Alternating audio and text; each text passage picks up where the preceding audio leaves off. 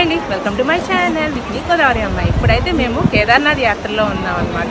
So యాత్రలో కేదార్నాథ్ వెళ్ళే దారిలో మంచి ప్లేస్లో ఆగాము. ఇది వచ్చేసి దేవప్రయాగ్ అనే ప్లేస్ అనమాట. ఇక్కడ భాగీరథి నది అండ్ అలకనంద నది రెండు కలిపి ఇక్కడ సంగమం అవుతాయి అనమాట. ఎంత క్లియర్గా విజిబుల్ అవుతుందో. సో ఇక్కడ ఉన్న నది చూడండి బ్రౌన్ కలర్లో ఉంది అండ్ అటు వచ్చేసి గ్రీన్ కలర్లో వాటర్ అయితే ఫ్లో అవుతుంది.